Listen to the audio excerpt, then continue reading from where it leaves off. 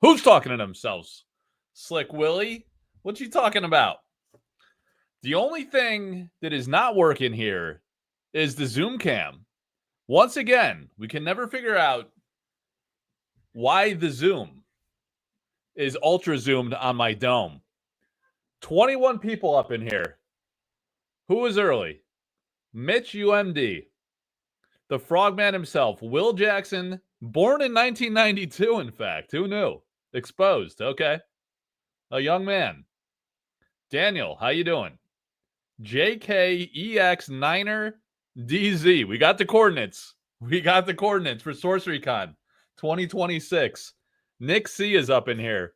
I think Nick changes his YouTube name for every stream. Extreme Close-Up. What's up, Brooks Lancaster? Yeah, boy. Okay. Is that who's bidding on the Astral? Okay. Boy is a thing. All right. We got a bid on the Rig of Morrigan, a big one. So what was it? About a year ago? Roughly a year ago. When was who can tell me when the release of Arthurian Legends was? Was it the first week of October? Actually, when was SorceryCon 2024? Is the thing we got to answer first, right? Because here we are about a year later on the cusp of the 2.0. Technically, the 2.0 of the big one. So what happened first is SorceryCon originated in Seattle, Washington, right? In the Northwest. The Northwest. As north and as west as you can get is where SorceryCon emanated and originated. And then we decided we wanted to have a worldwide event, right? The biggest event ever in sorcery. And that's exactly what we did. So in order to do so, in order to make a big splash for the community's premier event, we decided we need to go big in Las Vegas, right? Las Vegas, where all the big events happen. And it was around the time, look at that. We got the shackled demon up there. You see him? There he is. There he is. He's lurking from above up there with Z's. So about a year ago, we all went over 400 people, closer to 500, I think, were the total numbers. Several hundred in the play events, but total population of people who showed up for the event was, let's call it 450-ish people. Sorcery's big premier sorcery communities. This is not a Eric's Curiosa event. It's not an official sorcery event. It is run by a committee of planners from the sorcery community. So my role in that was handling the artist aspect of things. We had Alex and David, who were the founders of SorceryCon Seattle, who really pioneered the idea of SorceryCon. They are the guys who, planned the main event and then convened some other people, specialists in certain areas.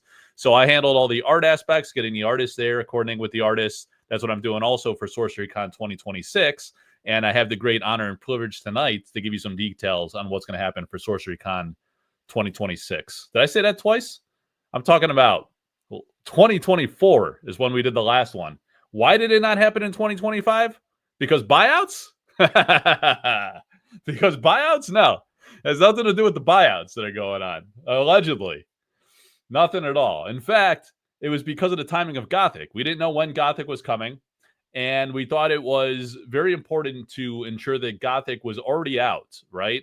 So we wanted to get that release date, and we wanted to ensure we had that date, and then several months to plan, lock in the venue, and people could think ahead and plan ahead to come out to SorceryCon 2026. So now that we know when Gothic is releasing, and since it's releasing so late in the year, obviously it's not practical to do a SorceryCon 2025. However, the idea is this will be an annual event, caveat based on the timing of major set releases around sorcery. And when you have the big annual release in Sorcery Contested Realm each year, you will have a SorceryCon event within the subsequent few months.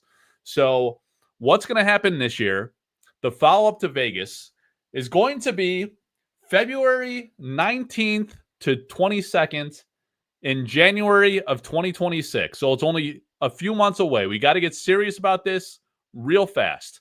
So we got the venue lined up, we got the dates lined up, and we're going to be in Indianapolis, Indiana, the home of Gen Con, right?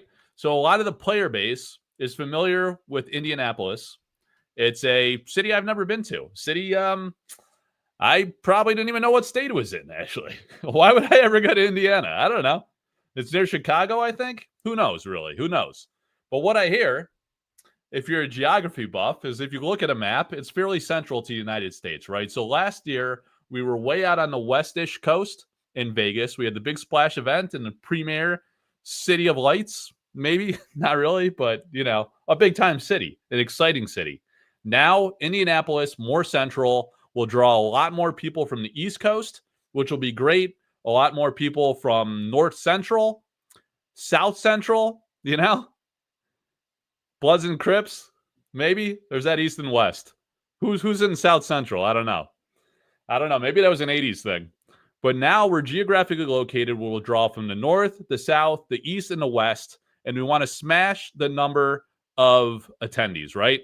So last year, I think we were talking to Eric's Curiosa, and I remember talking to Eric, and he was like, I was like, what do you think is a good number, Eric? Like, what would you think would be a good successful turnout? I think he told me like 200 people or something like that. And I was like, what? What are you talking about? I was like, we need like 500. I wanted 500, right? So we didn't quite get there last year. We definitely have to get there this year.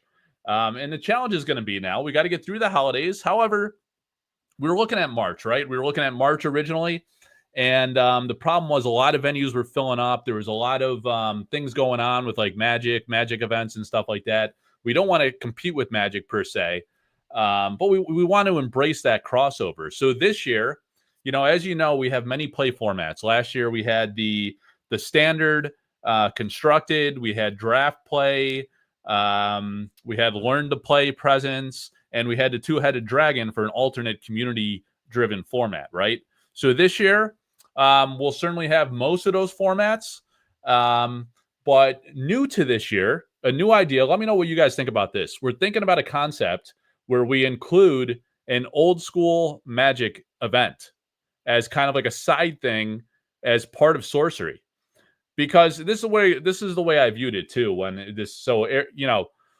Alex, one of our founders of Sorcery Con, has been talking with the company, and we know that Eric himself, the creator of Sorcery Contested Realm, Eric Olofsson, is really big time into old school Magic, as are a lot of the community. And they have these passionate old school events. And here's the thing from like my perspective, or people like me that played Magic as a kid, hasn't played it in 25 years or something, right? Since like the early to mid 90s, I was out. By late 90s, definitely out. Never touched it again. Never bought any product again. I was just out. Cold turkey. Done. However, I have the nostalgia, right? And a lot of people do that are into Sorcery. So how cool is it if you're at a Sorcery event, right? And even if you're not an old schooler, you kind of stroll by where some of these old schoolers are playing with some of those iconic epic cards that you loved as a child, alongside a big presence, a big game that is so influenced and inspired by Magic, and a lot of common artists, alpha era artists, or early Magic era artists, right? So I'm seeing some questions. How many artists this year? We're gonna go like I'm trying to fill this freaking place wall to wall with artists, right? That was the first question I asked. I was like, what is the capacity of this gaming hall? Is it comparable to Vegas, or is it smaller, right? And we're going to set up the booths. Last time we had these kind of like triple type booths where the artist had a table like in front of them basically, and then to either side of them so they can display all their work, and also they can engage with fans, from multiple angles or do whatever they wanted to do. If we can get a lot of artists to come out, and I'm pretty sure we will, that's my goal. That's my focus, and that's what I'm going to do, right? I'm going to get a ton of freaking artists to come, and I want it to be wall to wall all the way around the room. All right. Around the gameplay tables is the idea. I love it when it's all in one room, because you have the players in between play events. You could walk over, you could talk to an artist, you can get your card signed, you could just strike up a conversation. I mean, they're all great, amazing, awesome people. Sorcery artists and altarists, right? So last year we had Dustin Brossard. Dustin's super interested in coming again. So I'll have to follow up with them, let them know the dates. Talking to some of the other alterists. I know some of the other alterists. Actually, let me come to think of it, almost most of the artists that I work with in the altar scene around sorcery are international artists. So that also introduces some complication because of the rules, the politics of it, getting a travel visa and stuff like that. Can they pull it off in the next couple of months to get out here in February for Sorcery Con? I don't know. We're going to do the best we can. I'm going to try to draw from artists all over the world as best I can. And try to bring artists from everywhere. I was talking with Severin earlier today. I was like, you got to come. You got to bring Pompetti. I'll reach out to Francesca Berald, Marta, like all the great European artists. Mikhail Nagy-Paul was there last year. Elvira Shakarova was there last year. But we got to see if they could pull off the visas in time. I know Kaio Calazans really wanted to come, and his wife Vivian Calazans, altarist. So we got to see. Right? On short notice. I'm sure that a lot of the artists central to the United States will be interested in coming. The thing is, the artists did exceptionally well, extremely well, doing signatures for all the fans. Because this was, you got to remember the timing. We had Alpha, we had Beta, and we had Arthurian Legends, which had come out just 3 or 4 weeks prior, right? So super hot. People were getting full sets signed. The thing is, when you go to these events, right? You go to an SCG con. We were just at the one in Baltimore. I was down there. I surveyed the room. I probably knew 50 to 75% of the attendees there. It's a small, tight-knit, super passionate community, right? You see a lot of the same people at the same events. However, when you were in Vegas last year, as I was saying, it's a lot of West Coasters.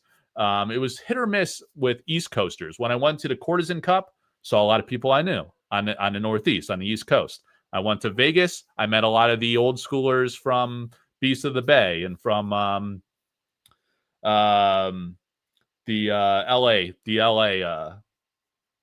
I forget what the LA guys call themselves. There's an LA old schoolers. They were all there, or at least several of them, right? So it was cool. It was a cool mix. But now more central Indianapolis, hopefully people will come from all around and it'll be a pretty sick event, right? A lot of artists, a lot of gameplay, maybe an old school Magic aspect to it. We saw a lot of original paintings last year that the artist brought. We had an original painting from Dustin Broussard as the top prize in the tournament. Eric's Curioso was super generous in helping support it too. We had the uncut sheets from Arthurian Legends for prize support. There was a original painting, the one from Alan Pollock. Man, I'm blanking on the name of the Pollock one. It was an Arthurian Legends piece, very generously donated as a giveaway. All kinds of stuff, right? And what I'm going to do here, guys, we're going to go to the overhead cam, and we're going to relive some aspects of glorious Sorcery Con 2024. All right? So we need to share that overhead. Here we go. Oh, ha, ha. And we zoom right out, and I'm back, all right? No more full facial. That sounds anything but right. Anything but right. You should never say that on live TV. All right. So what we need to do is get the old school keypad out of there. So why do I have the two chalice? Are they? Is that what you call it? The chalices. By the way, a very nice Dragon Lord lair playmat. The Dragon Lord's lair. And no grids, right? So Ed's got a no grid version and a grid version. You go to edbearjr.com. You can get this amazing Dragon Lord lair playmat if he still has them in stock. I don't know. I think he sold a ton of them at Gen Con. And we had the other thing is he sold a ton of those there, and he sold a ton of these bad boy t-shirts, right? There it is. The Celestis. It's getting hot in here. All right. And he's got the prints and everything on edbearjr.com. He's got the prints. He's got the Celestis. You can get not every single one of the 13, but a lot of them, right? But when we were at Sorcery Con last year, here we go. I don't know. I think I brought a couple of these just for the good times. And let me tell you guys, when you go to an event like a Sorcery Con, like an SCG, whatever, The main event, the main day, the main action is only part of the story. The after parties, the hanging out afterwards, it's all day, all night, right? It's a great time. It never ends. It's magical, right? So at the Source SCG Baltimore, we had a Collector Art House Patreon private dinner at Fogo de Chao. We had, 16 people there? I think it was 16 freaking people, man. I budgeted for like 10 to 12. And then I was like, we got to have this guy. We got to have that guy. We got to have this guy. We got to have that guy, right? So the Barish brothers ended up coming from Barish that makes the acrylic cases I got on the shelf over there. We had Ed Beard Jr., Ed's wife, the Barish brothers' wives, and a bunch of Patreon supporters of Collector Art House. So it was pretty sick. It was amazing. And then at Sorcery Con 2024, we had some after parties with Cho and company, Henry Cho, the Chicken Man, the original Chicken Man. So I got off the plane. He picks me up at the airport, and we went to the liquor store, loaded up the cart, and then we went to the venue. We got that up in there. And then he brought some the little tendies, right?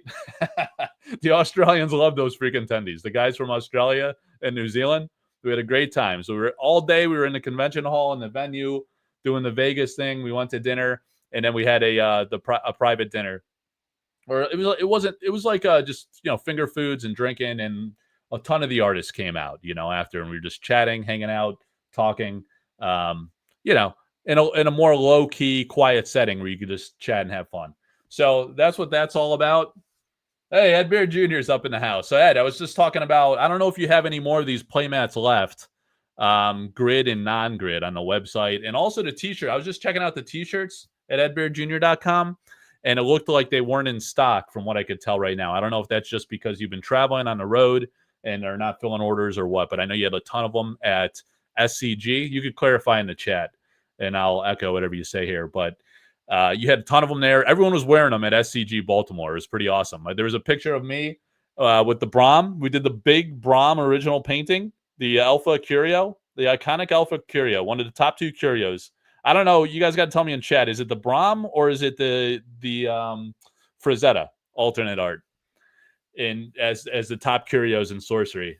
But we did that big reveal of the painting, and I did a picture holding that thing as a necklace next to the original necklace man himself, Philosopher Cards. And he was wearing the Wolves, the Moonsong t-shirt, which looked freaking awesome. All right, so you have a new batch of both mats and 5 Dragon Lord t-shirt designs. Nice. All right, edbeardjr.com. You guys can go load up. I got all the t-shirts, all the prints. The prints are amazing as well. So the other aspect of Sorcery Con, right, is as a door prize. When you go to an event, oftentimes you have like a badge, and sometimes it's just like a plastic laminate, right? And we're like, nah, this is Sorcery Con. This is Sorcery Con. It was Sorcery Con Las Vegas, right? So we got these metal badges, right? They're pretty heavy, and they're in the form factor of like generally the size of a regular card. Do I have any regular cards around here? I don't do a lot of regular cards. Here we go. So I got a Sly Fox here for some reason. I forget why that is. So it's roughly, let's just overlay it. Yeah, it's almost the exact size of a regular card. There it is with the Sly Fox. And it's metal. Right? And so on the back, we had the remember this was the box art, the Holy Grail. It wasn't an actual card. Tony wasn't thrilled about that, by the way. He's like, "Where's my card, man?" And I was like, "Dude, you're on the box. It's freaking awesome, right?" It's pretty iconic and great to be on the box. First expansion set too. So that was the back, the common back, and then we had the 3 variants, right? We had the King Arthur, we had the Queen Guinevere, and we had the Sir Lancelot. Were the 3. So everyone who got a ticket ended up getting the King Arthur badge with the Holy Grail background, standard with part of your ticket purchase. We'll do something similar again. Right, we'll have a 2-sided badge. We got to make sure we can get these badges with the lead time. I just got clearance from the artist today. We got 3 amazing variants that are going to be absolutely stunning. Gothic art, guys. Gothic art. Great ones. Freaking amazing. So you show up, you check in at the booth, you get one of these amazing badges, and then we sold the other 2 badges. So again, there'll be other variants you guys can acquire if you want to go for the full set. We'll probably do something similar with a standard back art. And then we're going to do an interplay of this good versus evil type concept that you have going on in Gothic. And it's going to be really sick, man. These things are freaking awesome. Great collectibles, great memoirs. And actually, there's still a bunch of these left. I remember selling some after the event. We got to print and make enough to make sure that everyone can buy them if they want to collect them as a collectible. Obviously, we got to have enough for everyone that attends to get the prime one, be something similar again, with the opportunity to buy the others. And that really helps with the extreme, insane costs of running an event of this order of magnitude. Hundreds of people, big venue, big freaking food minimums oftentimes at these venues. So we provide lunch. Of course, we want to take care of the artists and the special guests like that. So we provide them meals and as part of your ticket. We'll have to see how this venue is gonna work it too. So all those details, more to come on that. But the dates again are February 19 to 22. 4-day event, Thursday, Friday, Saturday, Sunday in Indianapolis, Indiana. February 19 to 22. So it does overlap with the SCG Con Milwaukee. So people are going to have to decide, right? You're probably going to want to come to Sorcery Con, to be honest. Sorcery Con is insane. It's the only convention, play event, multi-dimensional experience with the art, over a dozen artists, 15 last time. I'd love to match that. So there's a lot of Sorcery artists to choose from, new ones, legacy artists from Alpha. We'll see if Ed can make it out. Everybody, right? The more the merrier. It's going to be incredible. And hopefully some altarists too. And by the way, Ed's running a contest right now with altars. So if you're an altarist in the chat or watching this afterwards, you got to get in on his contest. Just go to edbeardjr.com. There's a website, and it's an amazing golden opportunity. Win or lose, you're going to get a ton of visibility by just submitting an altar of one of his Dragon Lord cards from the Dragon Lord mini set. So great opportunity. Check that out. If you got the painting skills, or you are aspiring artist and you want to do altars or not, or just, do regular art and want to take a shot on it, it's got to be an altar for this contest. You get mentored by one of the legends, very experienced, a lot of contacts if you win. But nevertheless, he's going to show those everywhere after the contest, and it's a great visibility moment for everybody. All right, so any questions about Sorcery Con 2026? We got some art to showcase in a minute here. I saw Jimmy up here. Morticore. Is Morticore here? All right. Tob G. Ed Beard's in the chat. We got some OGs re-emerging for Gothic. All right. Hotel blocks. Yeah, so we will work on a hotel block, just like last time. We had a hotel block. So you want to get, hey, John, what's up, man? So you're going to want to get your tickets as soon as possible. Tickets aren't on sale quite yet. Alex is going to make an announcement in the Sorcery Con Discord tomorrow. Oh, did I say I did not say the venue. Thank you. So the venue is the Sheraton International Hotel City Center in Indianapolis. There's a lot of words in the name of this hotel. It might not be that exact sequence. It's something along the lines of Sheraton International Hotel City Center. Look that up. All right. It might be something like Sheraton Hotel City Center International, something like that. I remember Googling it, and I was like, Alex, is this the one? What is this? But how many Sheraton International Hotel City Centers can there be? But that's it, man. It looks like an amazing place too. It looks like there's like a like a top floor type restaurant with all windows with a nice view. I've never been to Indianapolis. I don't know what to expect. When you go to these events, it's wild. End of February, I may be freed up. I will just be getting my new 4-card sleeve designs finished and the 2-player mats, not to mention my art book with the Dragon Lord Lair storyline. That would be the ultimate karma, prophetic timing. I don't know. I don't know what the right phrasing is, but if that aligns to the release of the art book or somewhere thereabouts to get the whole Dragon Lord story, that would be incredible. If Ed could come out, tell that story, sell the books, perhaps sell the 2-player playmats. Everyone wants the 2-player playmats. They're all the rage, right? Well, I did. So I'm doing these collaborations with the Elemental Avatars with Severin, and I got the Philosopher Stone with or without the logo in the stone. Everyone wants the 2-player mats. I have a lot of single-player mats left over. I actually have a bunch of 2-players too. I'm thinking about standing up a website one of these days. Because collectorarthouse.com is more of a content-based website. I want to preserve the integrity of that. So if I do like a something to sell playmats and artist proofs and things like that, prints perhaps, that's going to be a separate Shopify site that may be linked, but it'll be a separate entity, right? So I could have the content, free content for everybody, in different use case, right? So there you have it, guys. We'll have metal badges. It's going to be amazing. It's going to be in February. Hopefully we can break the 500 attendee barrier. I'd love to be 1,000 freaking people. I don't know, man. I don't know what the capacity is. I got to get all those details from the rest of the team members. My thing is just the art aspect. So I'm going to be reaching out to the artists probably as soon as tomorrow, letting them know the dates, the venue, the timing, and trying to get them out, as many as we can. It's going to be absolutely incredible. It's a memorable experience, let me tell you. People that missed it last year, and Eric's Curiosa team comes out. Eric came out. He gave a speech. He honored Ed, talking about the Dragon Lord mini set coming up as he was teasing that and showing some spoilers. We saw spoilers of the Dust Door promos, even some Gothic art. The one Gothic piece by Drew Tucker. It was amazing. It was unbelievable. Every aspect of it was top notch. Creme de la creme. Art house table at the con. What would I do at a collector art house table? What does that even mean? Just display old Grails? Wear my Just Grails shirt? I want to display the historic collection one of these days, but I don't want to fly with it. So it'd probably be a northeast exhibition one of these days, one of these years. All right, what do we got to do here? We got a lot to talk about and a lot to show. So the Juan Machuca Shackled Demon is up for auction right now, and it's ending Sunday. It hasn't met reserve yet.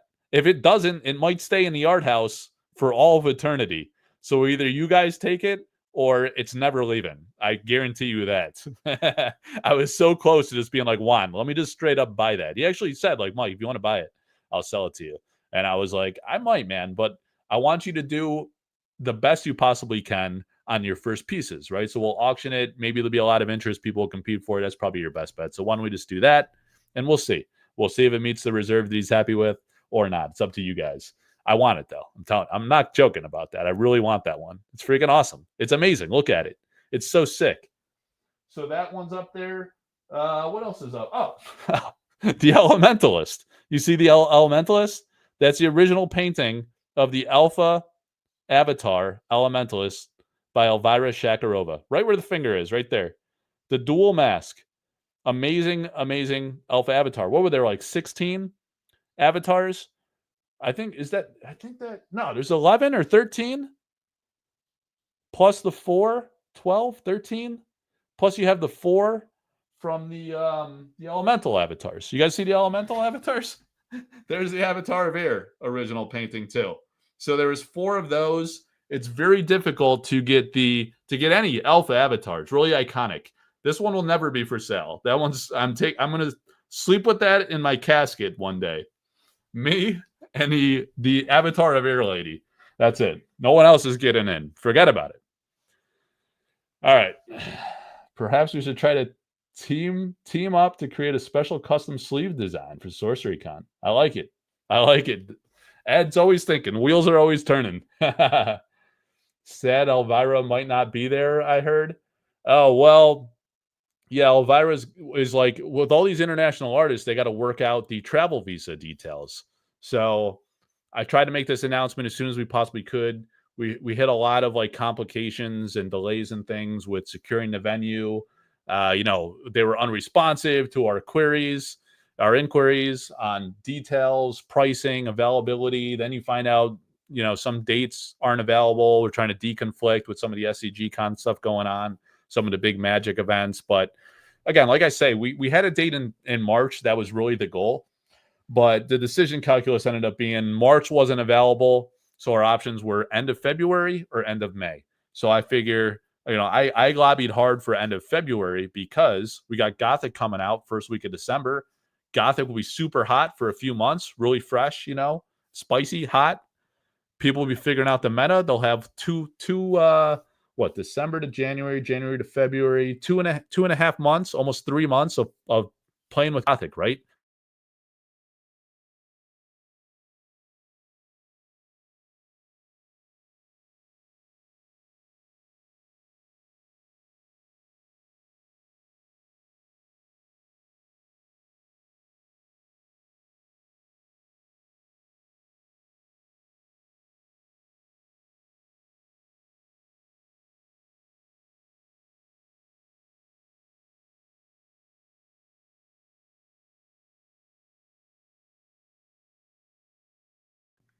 How's that? Am I back? Am I back or not back? I did get muted somehow. I don't know why. No audio? Still? Hang on. All right. All right. There we go. There we go. It's lagging a little bit. I don't know. My computer's been acting up too. I didn't know if the show was going to go off because I had to restart it and then it was just spinning for like 5-10 minutes. All right. I might have been keeled. It's like a DDoS by a man named Keel. All right. So what was I talking about? Yeah, so February or May, we're gonna have the heat from Gothic. Everyone's super excited about Gothic. It's gonna be amazing. I did not want to wait all the way till May because when Sorcery, Eric's Curiosa, announced their tournament circuit, they talked about a Worlds event, right? I think they called it a Worlds event, and it was going to be like an annual type event, right? So we figured if they're releasing, and we don't know when that's going to be, but we figure if they're releasing Gothic first week of December, what are the odds they're going to pull off? And you know, they're just getting SCG Con going. Drew and Jesse did an amazing job of that. They just went to 2 of them. They got a 3rd one coming up. I don't know if they're going to go to all the ones in the first quarter of next year that they just announced, but they're busy with that kind of stuff, right? So will there be a Worlds in first quarter from Eric's Curiosa? Probably not. Second quarter, maybe. Third quarter, possibly. So first quarter is our opportunity. That's our window to really, you know, jump on the heat, the tailwind coming off at Gothic, and get everybody together again. A few months after these initial SCG cons. I think it'll be amazing. Amazing timing. Hopefully you guys are happy with the location. I don't know if it's the sexiest destination or not. Vegas was pretty exciting proposition to go to. But like I said, you go to these events, you're gaming all day. And then you got the after parties. You barely have to go anywhere. You just want to hang out with your buddies all day, all night. You know? So it's probably safe there too. Maybe a little less dangerous than some of these other cities. All right, so we got that. Oh yeah, okay. So popping off tonight, I was talking about Severin, right? So she did of course, you know, the Band of Morrigan. I think this is called now, right? I think it's been retitled Band of Morrigan. Everyone wants to ban this bad boy. Very polarizing, very controversial. The ring. Let's go. Let me go to this. Hang on. Everyone's upset with the ring, you know? Like, that's unfair. Look at that. That's unfair. You can't have that. So she signed this, right? So sometimes I just give, like, when people win auctions and stuff, or just like someone does something cool in the community group or whatever, every once in a while I'll just send out this is like almost like a postcard style print, and they're all signed by Severin. So I asked her, I bought like a bunch of these from her, of the Ring of Morrigan, Philosopher's Stone, and the what's that other like charm card? What is it? The Four Waters. The Four Waters. I think those are the ones I had. So I just, you know, give those away sometimes. This is going to be included in the auction that's going on right now because she's offering her first ever, see the square corners? Artist proof of Ring of Morrigan, a unique relic of deathly fate. Everyone said it's getting nerfed. And Gothic, we're finding answers to deal with it. So you have the amazing crow. You know, it might be subtle. That's a painted side. So these artist proofs are square corners, regular face, always non-foil, 25 copies of each of the artist's artworks for their cards and the core sets are given to the artists. The blank backs they paint on. Oftentimes they'll number and sign. And on the ring, you may not notice, it's a bit of a subtle detail, but you have the crow. And I have the actual original painting right there. I could grab that, but you know, we might be an hour into the show and people get upset. So I'm not going to. You guys have seen it before. You can watch my old videos. The Ring of Morrigan with the crow on the side of the ring. So on the back, She did this amazing thing. So the crow, the raven, it's really a raven, right? I don't know why I'm saying a crow. The raven soars off of the ring, captures it in its toe, and just soars along this glorious golden, really beautiful textured look on the back of this thing. So it's the first one that we've offered via auction. So it's really exciting. Doing an extended one here Thursday to Sunday at the Sorcery Contested Realm Community Facebook group and the Collector Art House Discord. Those links are always in the videos, guys. You go to my link tree. You can join the Discord, the community group. I have many Facebook groups dedicated to sorcery, dedicated to art. But the community group is a multifaceted group. There's game players in there. There's collectors. There's art enthusiasts. All of the artists are in there that are on Facebook, at least. Some of them don't mess around with Facebook, but they're all in there, right? So, and they're chiming in comments and chat and stuff. We're seeing people reveal their cards when a set comes out. You know, you're gonna find out what the curios are there first. People are gonna identify it. They're like, "What's this? Has anyone seen this one yet?" And you're like, "That's a curio, man." And then I got a website that features all the curios, so you guys can check that out. And we got an awesome Gothic spoilers site too that I want to show you guys in a minute, but. There it is, the Ring of Morgan, artist proof, painted by Severin Pinot. That one's going Thursday to Sunday. And so it's Sunday night. That's going to end. And the Juan Machuca, Shackle Demon, and the Elementalist from Alpha, Avatar, original painting. Professionally framed, by the way. I don't know if you could tell. The white border, that the white all around it is a white mat and a white solid frame. So I'm going to ship it framed. I got this great box, very well padded. Anywhere in the world, doesn't matter. You can bid on it. You could win it. It's an Alpha Avatar, original painting. It's friggin' unbelievable. All right, let's go to the website here, guys. Wait, there's something else I got to show here. Hang on a second. So I was talking about the weekend safety officer. What kind of name is that? That's hilarious. That's incredible. And maybe it's a profession I'm unaware of. I don't know. But here's the deal. We're at over 5,600 people in the Sorcery Contested Realm Community Facebook group, the largest group in the world for sorcery. And I started that group February 7th, 2002. It was before Alpha even came out. It was in the pre-Alpha era. It was the first ever sorcery group, right? And every freaking day for the past almost 4 years now, you believe it? Almost 4 years, active every day in there, trying to build community, grow awareness for the game, showcase the artists, showcase the art of the game. Like I said, there's a lot of game players. Gameplay isn't my area of expertise, but there's game players in there. New people are discovering the game. I noticed this week, several people came in and they're like, oh, how does this card work, this interaction, yada, yada. People respond immediately because there's a lot of like crossover interest too. There's people that love art that also play the game, whatever. And it's a cool community. Everyone's happy to help each other out. You're hungry? What do you want? All right, we'll get it. Yeah. All right. I'm on the clock, boys and girls. I got a 4-year-old on the loose. Couldn't get her to pass out. Says he's hungry. Says she wants pancakes after the live. Well, opening segment's a solid hour, let me tell you. And then we got to do an alpha break. So who knows? We could have it's probably going to be a solid 2 hours tonight. Not going to lie. I got no food around me.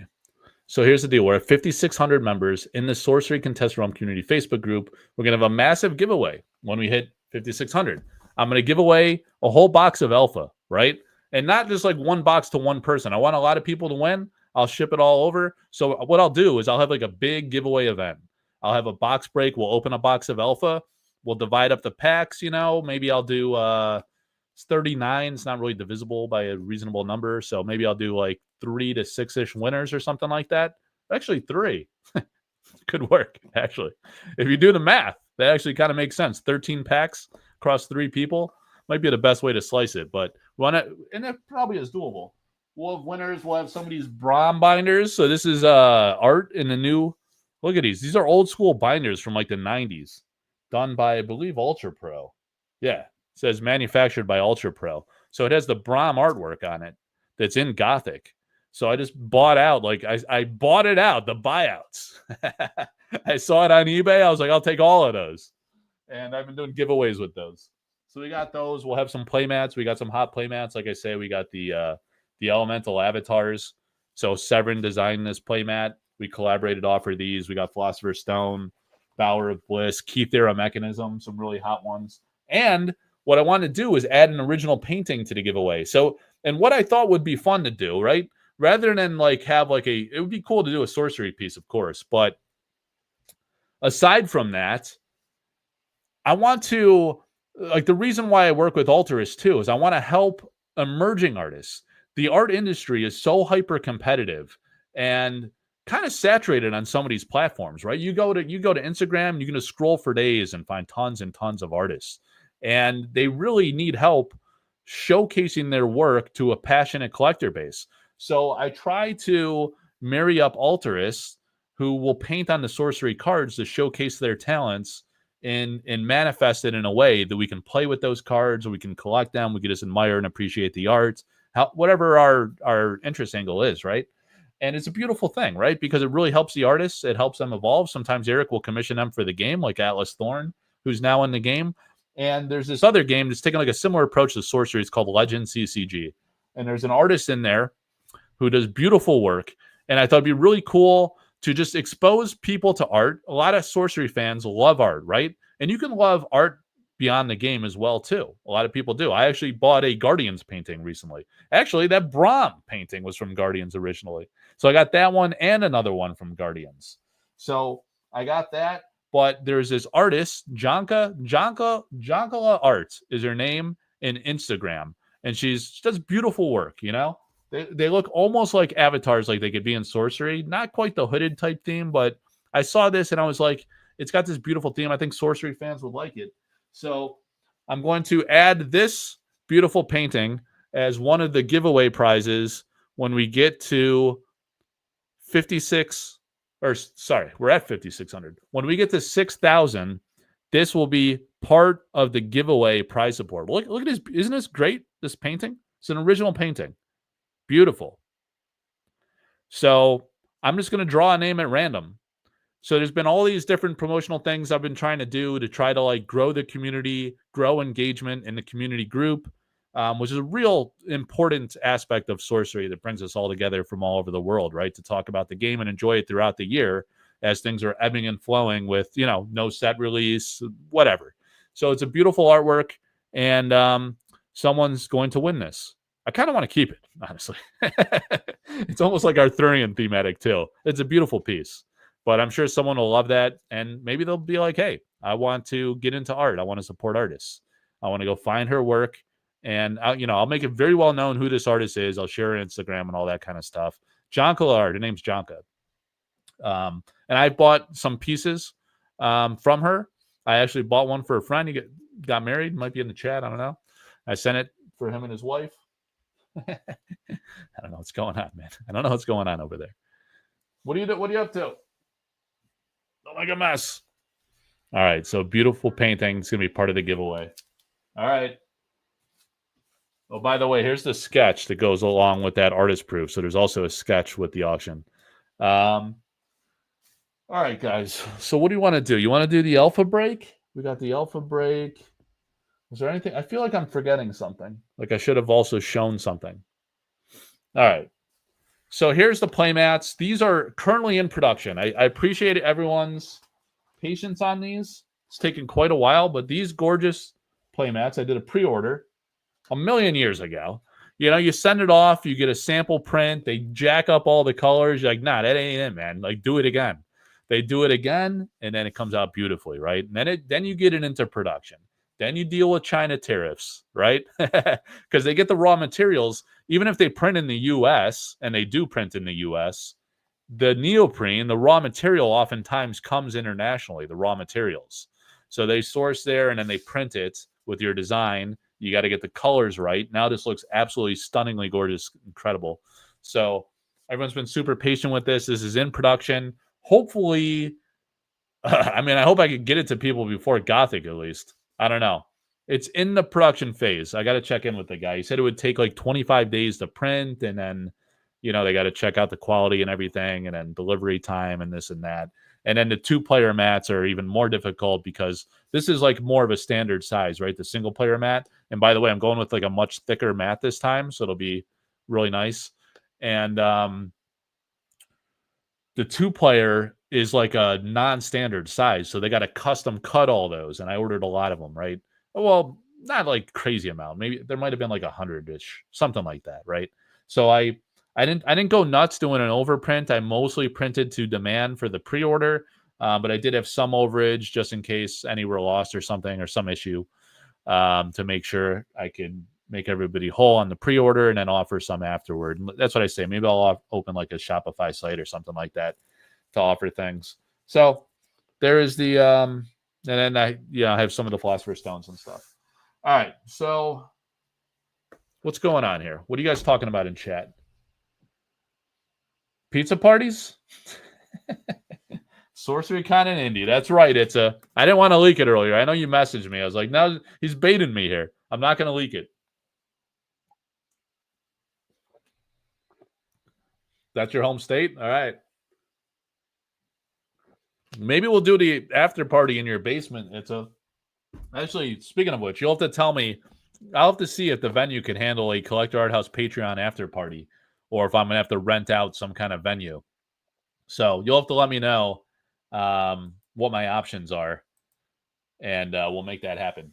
All right, so let me see. I was going to go to the website, right? Yeah, that's what we want to do. So let's share screen.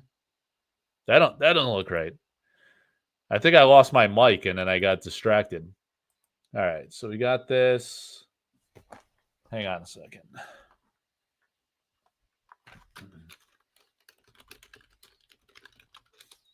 All right. Let me see if I'm getting any comments about Sorcery Con from the organizers here. Oh, okay. Someone just responded to my comment. We're going to win, says Dan. All right. It's true. That is true.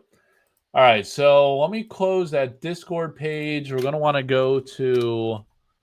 All right. So entire screen. Yeah, why not? Show you the whole screen. CollectorArthouse.com. If you go to Sorcery Cards and then Gothic Spoilers in the drop-down menu, you got all the spoilers, right?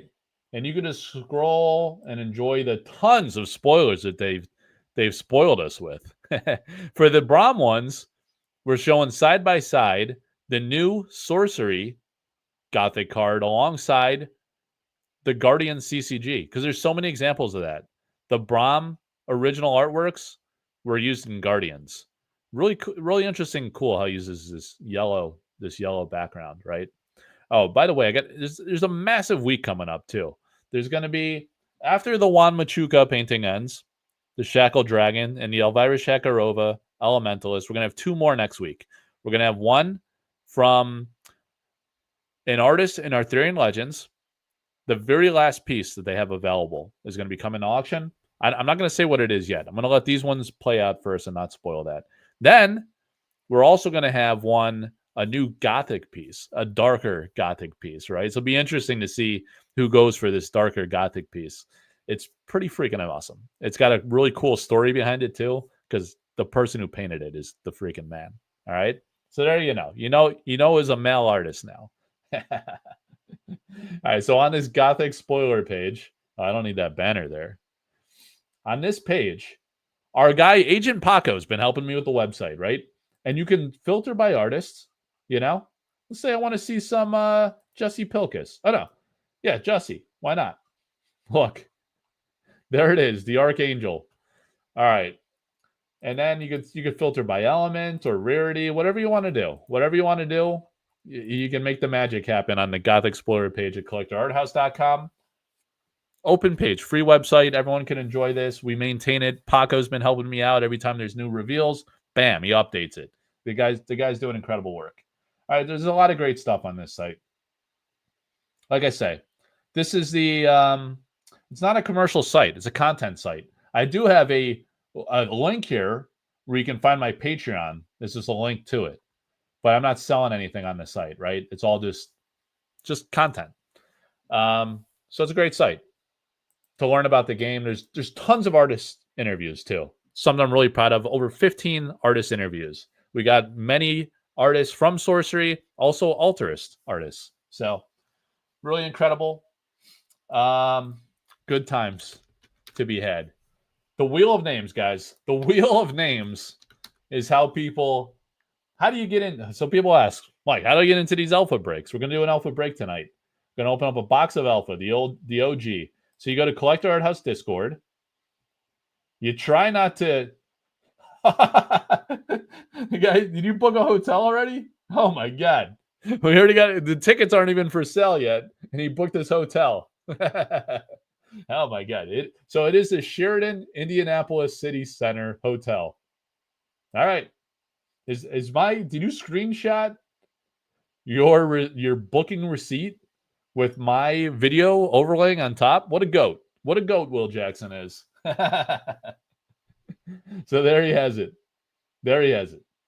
It's the Sheraton Indianapolis City Center Hotel. Big Willie's going to be there the 19th to the 22nd. That's sick. All right. There will be a hotel block. There is not yet. But how do you get in on Alpha Breaks? You go to Live Auctions Breaks Offers.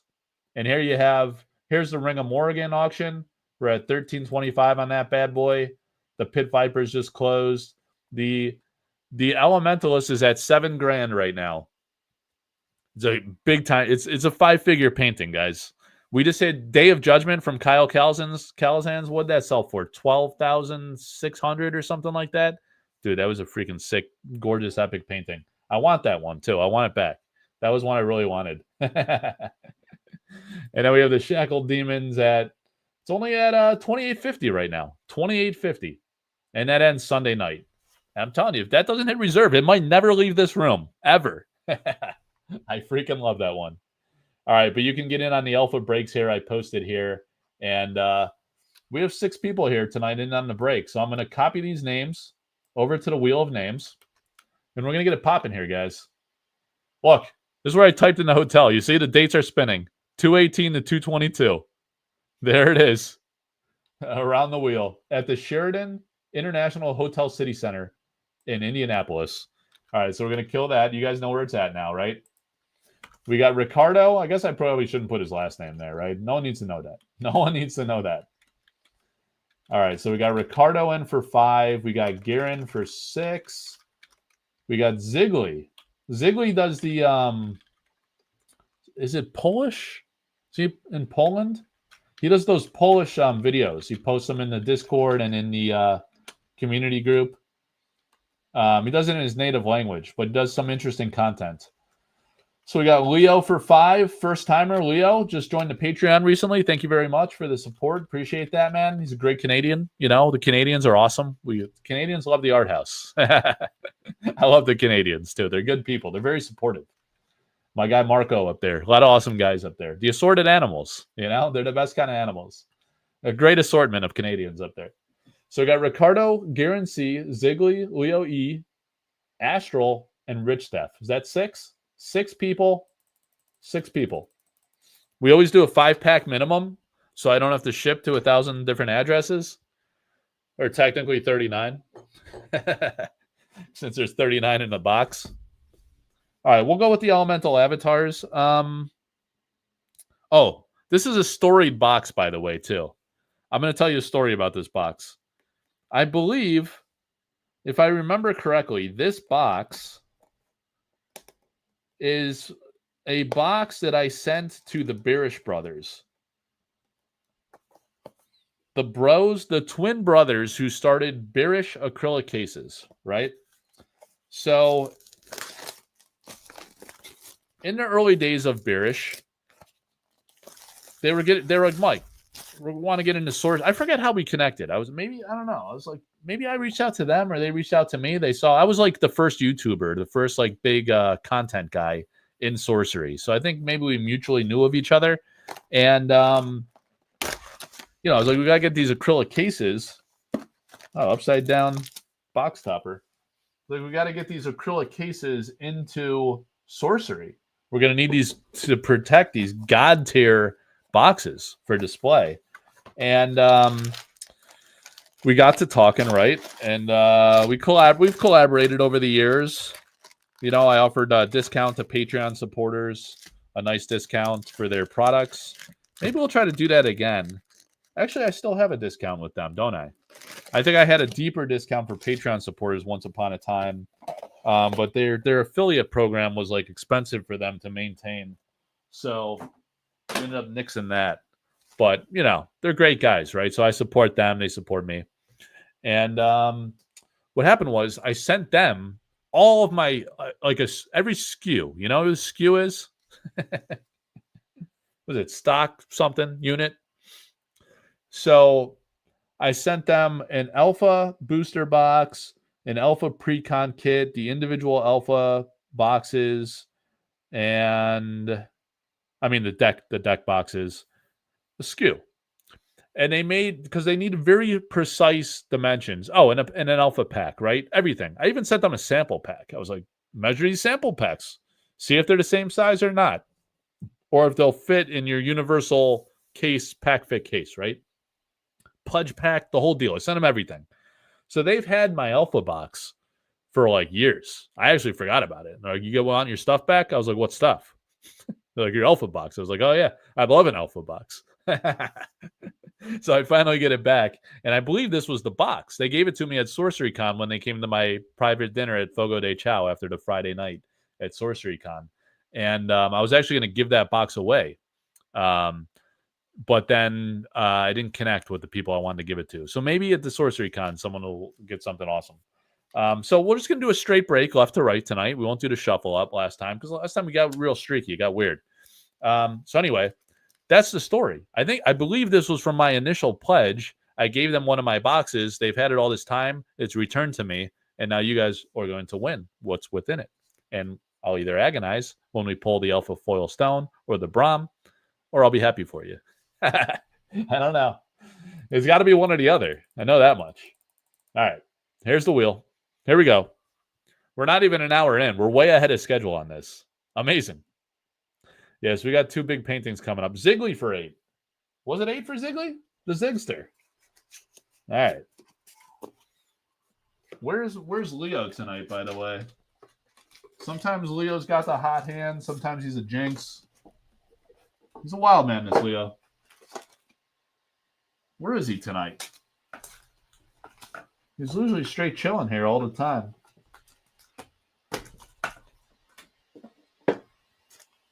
Damn it. Leo. He's straight on me. All right. We're going Leo list tonight. Ziggly. Make sure you like and subscribe to the channel, by the way. I should probably say that more often. Check out my links. Join all the communities. Join the Patreon if you'd like. We're going to have a great Gothic sale if I can get the product. We put in a big order. I always collaborate with a store. My primary store that I collaborate with, the guy's going through a real hard time, guys. I had to collaborate with someone differently this time. The guy that we currently work with, you guys know who he is. His daughter is very ill right now, and he's dealing with that. He's got a personal family issue. So my heart goes out to him and his family. Prayers up for him and his beautiful child. Hopefully everything works out great, and he can reemerge in the scene, get the family life back on track, and get back into loving on TCGs. He's a great guy, known him for years, since pre-sorcery era, and he's going through some serious life stuff. We take things for granted as we're bitching about lulls and buyouts and all this stupid nonsense. There's things going on in the real world that are far more important. All right, guys, here we go. No alphas. No alphas. No foils. There are alphas. There's no foils and no curios. You don't want perfect fits. You need some sleeves on hand. Hopefully we'll have some top loader worthy cards tonight. So we got some top loaders handy. They inverted? All right. Top loaders. See how we do. Hit that like and smash that subscribe button. Thank you very much. Please do. Grow the channel. Grow awareness for sorcery for great artists. I might even cover some gameplay one of these days. Who knows? Who knows? Could happen. Could happen. Once my kids graduate college, I'll be gaming my face off. Problem is, the youngest one's 4 years old, so bit of a wait on that. The observatory, no foils. We went left to right. You guys saw it. Pirate ship's a beauty. A beauty. It's always disorienting opening alpha because I've been into this game since it was nothing, you know, like well before the Kickstarter. So I have such like a deep connection with all the artists and all of the cards in this game. I actually know the sample cards, the pre-alpha sample cards, better than the regular cards, strangely enough. And every card tells a story. It's either a painting I sold or, you know, just like an artwork I really connected with in the early days.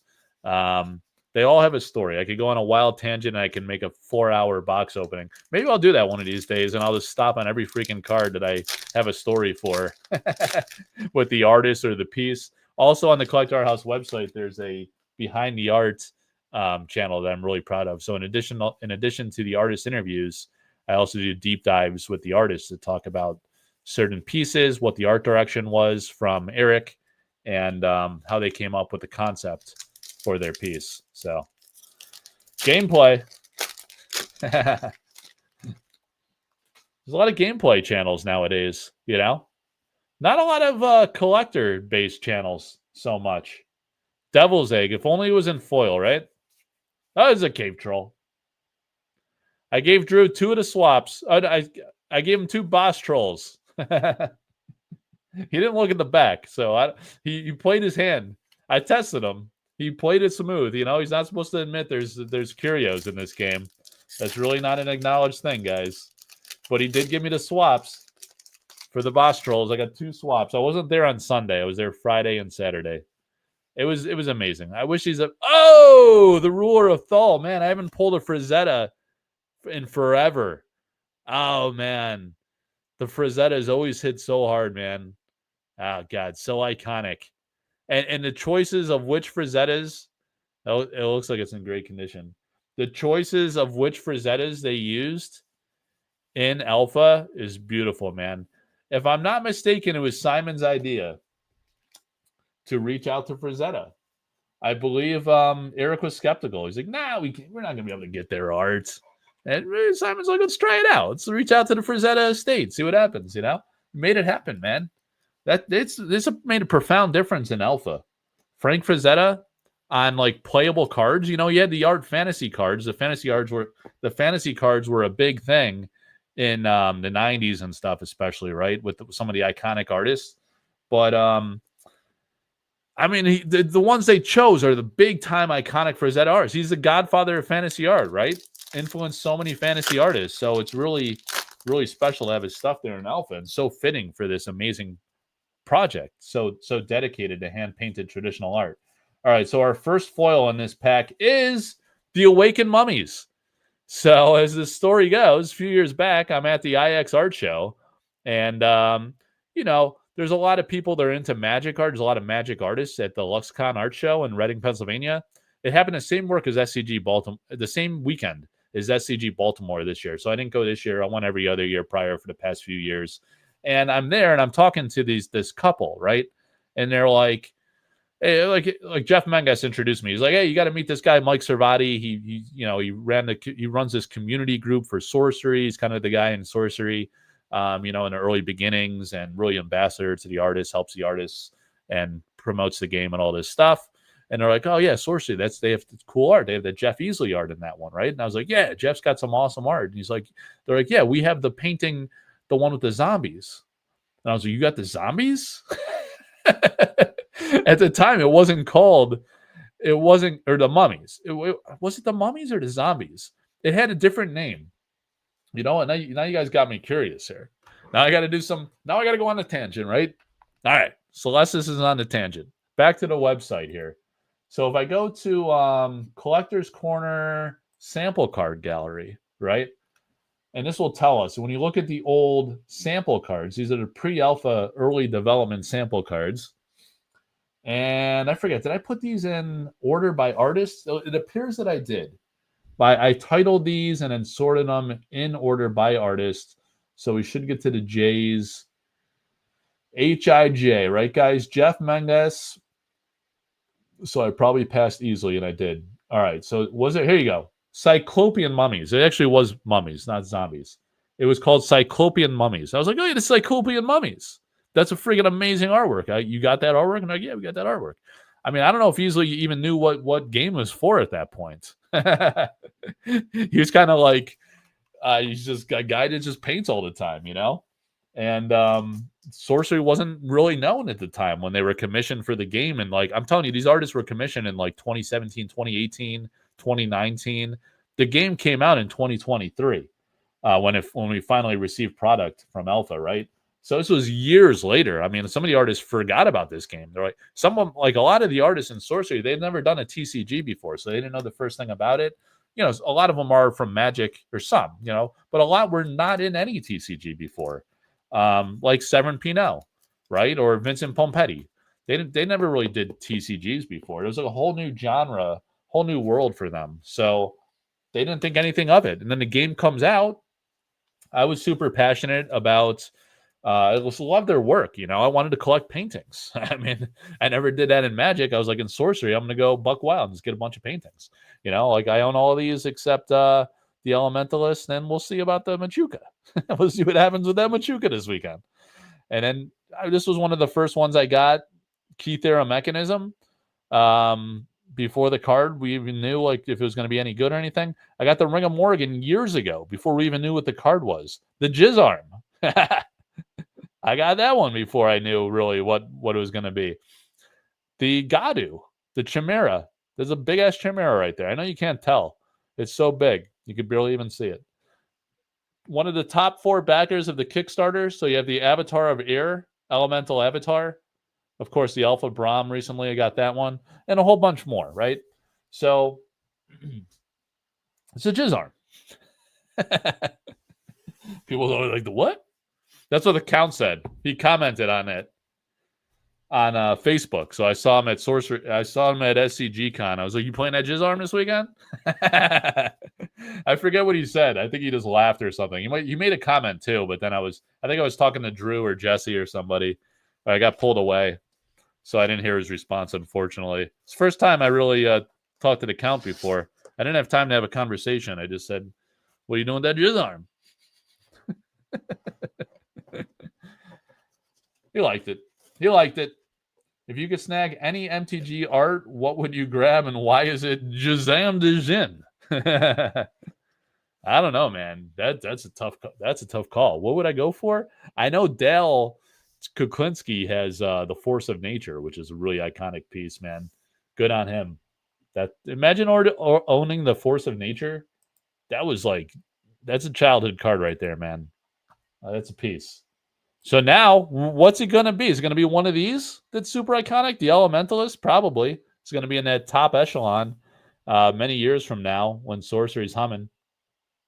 Fingers crossed. Guarantee for 6. So how did Ziggly do? He had 8 packs. Only 1 foil in those first 8 packs. At least he got the ruler. That was pretty cool. All right. So 1, 2, 3, 4, 5, 6 for Garen. 1, 2, 3, 4, 5, 6. Coming off the wheel. I don't know how Philosopher's Stone puts his face in the wheel. I got to ask him about that. Philosopher cards, I mean. Because I want to put my stone logo in the middle there. That'd be pretty slick. Someone said I was going to get DDoSed one time using that wheel. I don't know. I don't know what he was talking about. Who's DMing me? Oh, we got people joining the Discord. Check out the links in the video, guys. Linktree, Collector Art House. Go to Linktree. It's spelled weird or something, right? Just Google Collector Art House Linktree. You join the Discord. If you're one of my Patreon supporters, you get a big discount on the breaks. Basically at market value price right now, I believe. I think my price is probably too low. What do you guys think? I think it's, what is it, $30 a pack for Patreon supporters? It's probably too low. It sold out really fast this time. And that's like market price. Typically, people don't do breaks at market price, but it's a give back for Patreon supporters. And it's a reason to do content. I love doing live content. I love showing you guys artwork. On the weekends now, by the way, in the Sorcery Contested Realm Community Facebook group, I'm doing an exclusive live there where I do like a 10-minute video, usually about 5 minutes, where I show the original paintings that are coming up for auction each week, or just like showcase an original painting. The two for this coming week are going to ship directly from the artist, so I won't be able to do that for those. So I'll have to get creative. I'll either not do it this week, or I don't know. Maybe I'll showcase these ones that are ending Sunday night, and maybe one of my pieces that I own. Maybe. I don't know. We'll see. I'll think about it. Let me know if you guys have a preference, if there's something you're interested in. I do have a couple Modesties that you guys don't know about. Maybe you do know about it. I might have shown it at some point. I own a few pieces that you guys don't know about, but I got to wait till the timing's right. Because some of them, I actually own a couple that have not been used in the game so far. So I don't want to reveal it prematurely, because if it's a great card, people are going to be like, they greased you, Mike. some bullshit conspiracy theory. Or if Eric hates my guts, by the time it comes out, he's going to nerf the shit out of it. He'll be like, I'll show you, Mike. You bought that painting? I'll crush your face. And I'll make it like a 5 to cast with like 1 power and Genesis effect, dies when played. You just burn 5 mana and it just dies when it comes into play. That's what he would do to my painting. All right. Flaming Sword. That's a nice piece. That's a really nice painting by Alan. It's an interesting foil on this one. It's a little too much too much white. I don't know about the foiling on this one. What do you guys think of the foiling? I love the just a little much too much of the negatives. I don't know. It's kind of interesting now because it adds more flair. Oh, look at that. You catch it at the right light. Oh yeah. It's pretty sick. I love the idea how the foiling can make it really come to life. I guess that's actually just because of the painting itself. He actually used quite a bit of white. It's white hot, I guess, is what he was going for. I didn't realize that on the original painting by Alan. The Apparentis will come to auction eventually. I was talking to Severin today about that. We're probably going to offer it after the new year. I have a lot of paintings coming up over the next several weeks, but all the attention is on Gothic right now, So we might hold out on the 2 kitty paintings that Severin did and just offer those after the new year sometime. Let you guys digest Gothic a little bit and be excited about the Gothic art. And show some old school stuff like Alpha and Arthurian. Mike knows what Airborne does. Damn right I do. You're damn right. Oh! Upside down. Those cards were airborne for a minute. I got my own use cases there, Big Willie Risley. The Pit Vipers actually did not hit reserve, so we got to talk to Mikkel tomorrow. Say, what do you want to do about that, Mikkel? He'll probably be like, forget about it. Not letting that thing go. Bring it to Sorcery Con. Like, all right, yeah, it's a good call. That's probably what's going to happen. I know what the trolls do. The trolls are for smashing them into undersized binders. Timbo Slice is up in the house. What's up, man? Here just in time. You skipped the whole intro. We're in the second round. We're in the first third of the alpha box, so you didn't miss much by way of break. Everyone's unemployed these days, I'm hearing, so it's early for a Thursday night. No big deal. Oh, we got our first elite, the Astral Alcazar. Maybe I'll run. I do have an artist proof of this from Jussie Pilkus, so maybe to pay tribute to us pulling it in alpha, maybe I'll run that this week. We've been doing a Jussie artist proof from alpha about once per week. I got some amazing stuff coming in over the next few days. I'm actually remembering as I'm talking about it. We're gonna have a great variety next week of like insane. Actually, I don't know if I should leak it. I probably should just shut up. Yeah, I think I'll just leave the element of surprise. But we got some really big time, epic, amazing artists and amazing artwork from both the sorcery artist scene and the altarist scene. It's going to be unbelievable. The Candlemass monks. The Candlemass monks. Let's see how those monks are at. Hang on. I got some monks back here. All right. There it is. There's the original painting of the Candlemass monks. Coming to Mass.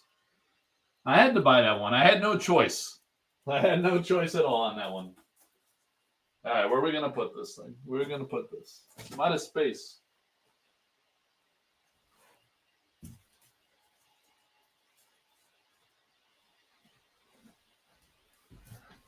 Eric didn't leave me much choice on that one. I saw it and I was like, I gotta have that one. Well, I need that one. That's basically how it went down. That's freaking amazing. Love that one. All right. He's got some paintings laying around back there, Noble. I mean, after our boy Hoyt went down, well, I'm on borrowed time. I really don't have a lot to live for anymore, so I might as well just spray cash at Andrea Modesti, the god of painting. Modesti is the goat. I love I own so many freaking Modesti paintings. I think the most of any artist. I actually have quite a few Severin paintings too. I guess is that right? Is that right?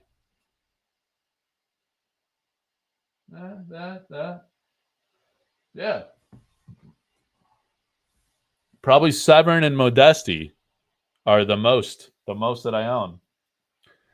All right, going back to the wheel. All right, here we go. Kincaid got to carry us to the promised land. A lot riding on Kincaid. Bean couldn't quite pull off those deals. He freed up the cash and then he couldn't close the deals. You know, he left out that little detail. 5 for Leo. 1, 2, 3, 4, 5. So we got a few extra schmeckles to spend. The demonic lawyer knows what I'm talking about. 2, 3, 4, 5. All right. A few schmeckles. All right, guys. Settle down now. It's getting a little spicy up in here. All right. Leo for 5. The kid's hungry. Still wants pancakes. It's freaking 11 o'clock. 4-year-old's just chilling over there. It's amazing. Man, I wonder if she blacked out.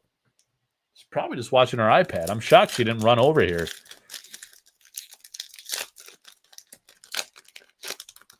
All right, Leo. Come on, man. Spice this up. We did hit I don't know what it means. What does it mean that we hit a ruler? We got a foil here. Anyone know what it is? What is it? It is a cave troll. The cave trolls. It's the Wicked Witch, guys. I sold this painting many moons ago. I sold this painting a few years back. It's a great painting. Seeing the Seagrave paintings, I've sold several Seagrave paintings. They're so great to see in person, guys. Really iconic. There's a Seagrave painting I really want. There is one I really want. I've always wanted it. I still don't own it. I'm incomplete. I'm dead inside, basically. Until this happens. There's still a chance, but I don't know. That Brahm cost me. It did cost me. I'm not going to lie. So I should probably calm down a little bit. Chill out, maybe. Just a touch. You don't want to live with regrets, though. When you love a piece, you just got to find a way and make it happen. When you casually have to add up how many paintings of a single artist you have to compare. I was trying to think it through. Ooh, the Crossroads. Oh, another Seagrave. Hey-oh, the Nimbus Gin. I sold this painting as well, actually. I did sell this one, and I did regret it every day for the rest of my life. And You've probably seen it in person, Jimmy, haven't you? You know who owns this, right? Our boy owns this. You know what I'm talking about. This painting now lives in New Jersey, where the seas are angry, my friend. They have gins like this in Jersey. I've spent a lot of time there, you know? You ever see that show, Jersey Shore? Is basically my childhood story. Tripping over blacked out kids on the steps at the shore house. It's basically how you do it. It's how you got to do it. What Brahm do I have? I'll show you what Brahm I have. How do you not know what Brahm I have? I did it. I did a big reveal at SCG Baltimore. I need the company. It's like I was never even there. I was like, come on, man, show the art aspect. Show the Collector Art House reveal on the community on the sorcery page there. I don't know if I was there or not. That's the one there, guys. Look at that bad boy. Oh, he's new to the channel. What's up, Donald's angry. So Donald, are you do you know what this is? Do you know what are you new to sorcery or just the channel? I'm wondering if people new to the game, do you even know what this painting is? Do people know what this card is? It's from Alpha and it's extremely rare and elusive. So I'm not even sure if people coming into sorcery even know about sample cards or curios, alpha curios. It's an alpha curio. It's a big one. It's the Brahm. Unfortunately, it's smaller than the other ones. You can't even see that it's over there. All right.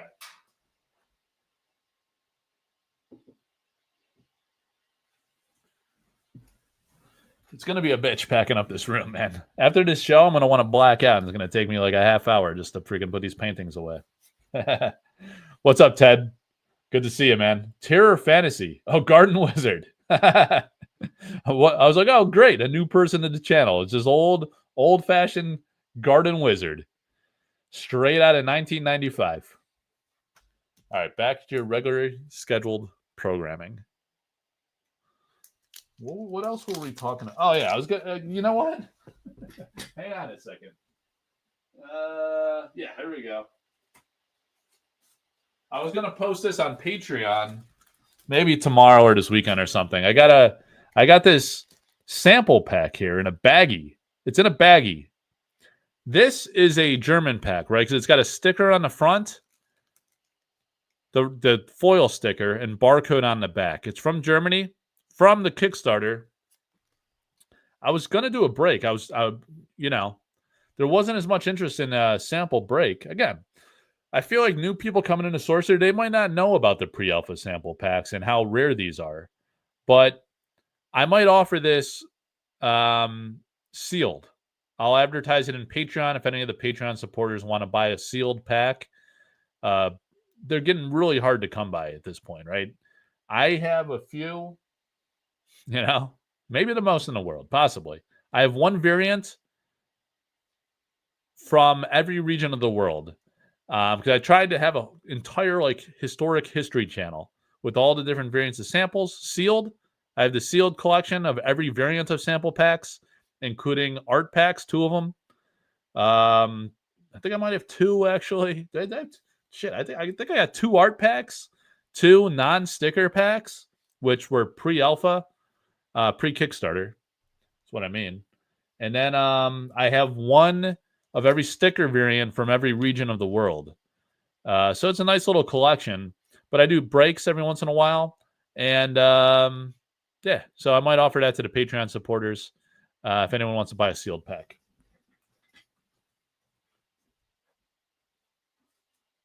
That one's actually not mine. It's a consignment offer. We were going to do a break, but actually what I might do is if a Patreon supporter wants to buy it, yeah, I didn't sell out though the last sample pack break offer, so can't stop flexing. That one's not mine, I said. If someone wants to buy it though and have me break it on the channel, I'd be happy to do that. Or if you just want me to send it to you sealed and you want to put it in a bearish case, I don't. Actually, that was the thing. I don't know if the bearish cases can hold. The universals could hold it.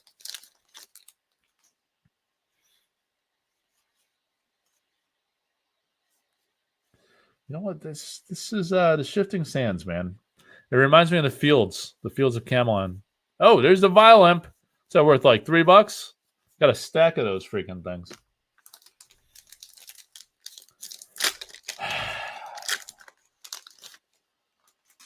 No, man. I don't know. All right. Oh, another Astral. I might have to show you guys the Jussie artist proof since we keep hitting the Astral. All right, Leo. You got 2 elites in 5 packs. That's actually 2 foil alpha elites in 5 packs.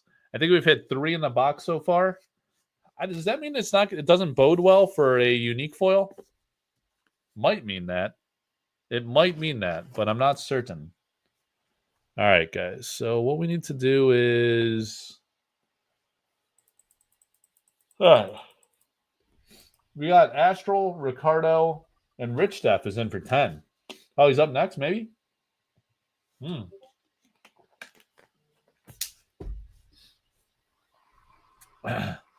right. I still got the Discord up. That's why I'm getting that beeping. 1, 2, 3, 4, 5, 6, 7, 8, 9, 10. Oh, why do I have Usually up there? Rich Steph for 10. All right. Gothic gonna slap. Then the shockwave from the slap will shake the entire TCG scene. 1, 2, 3, 4, 5, 6, 7, 8, 9, 10. Yeah, it's gonna be amazing. An amazing set. What's everyone's expectations like for Gothic? In what regard? What do you mean? In what regard? Like, is the gameplay going to be great? Is it going to be an inflection point for sorcery, for growth? Is the art going to be amazing? Yes. All of those things, basically. Yeah, it was a really, really strong close of the year for sorcery, just as we predicted. Like a few months back, I did several videos about my bullishness for sorcery into the tail end of 2025 and the first half of 2026, because we had Gen Con, we had SCG Con, we had Gothic release. I knew Sorcery Con would be coming early next year, and more SCG Con. We got like a steady dosing of opportunities regionally throughout the United States where people can convene and actually play the game. We'll see how LGS adoption goes. We'll see how smooth distribution is for Gothic release.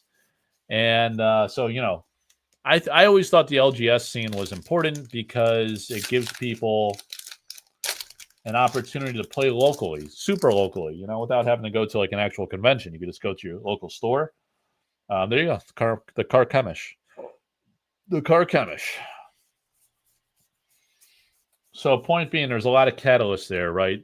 That hits all the triggers. Yeah, Ted, man. You got to come, dude. Flight's booked for Indy. Nice job, Will. All right, man. Take care, buddy. We'll see you there. Sorcery Con. I'm going to go there. I'm going to go to Sorcery Con. I'm going to bring as many freaking artists from around the world that I possibly can. Checking for curios. Will beta be an evergreen product? I don't know, man. They printed a lot of freaking beta. Do you think there will be some confusion with the uniques like an AL? No, I think like they did that specifically because that was a draft. It was a set that was designed for draft play. So it was like a play format necessity. I mean, sure, certainly they could have done something differently, I'm sure, but they had their reasons because it was a play set. This is going to be, or a draft design set. This is going to be a traditional set with a massive amount of cards, like 450 new cards. So, wow, another elite. The Maze Minotaur. Gadu. You guys think we're going to see Gadu? They're holding out on Gadu. I think he's going to be in it. I think we're going to see the Lord of Lies. I think it's going to have a different title. I don't know anything. I'm just speculating. I think we're going to see Severin Pinot. I think we're going to see probably a bunch of artists that we're uncertain about. I think there's going to be several more artists, both returning artists and artists we don't know. I think Marta Molina, we haven't seen any from her yet, revealed, spoiled. And I think we're going to have more new artists, too, that are brand new to Sorcery. That's an interesting topic, too, because Eric really has the cream of the crop to choose from now. A lot of artists are super interested in Sorcery. That's always been the case, talking with the artists at the IX Art Show and different events. Even a couple years ago, the Legacy Alpha, I love Chaos Twister. The Alpha Magic artists, their colleagues were saying, what is this game you're selling art for? They noticed they were selling art, showcasing it, talking about it at the show, and they wanted in on that. Yeah, Marta will be in it. I'm sure she will. Yeah, December 5th is still locked in. Yes.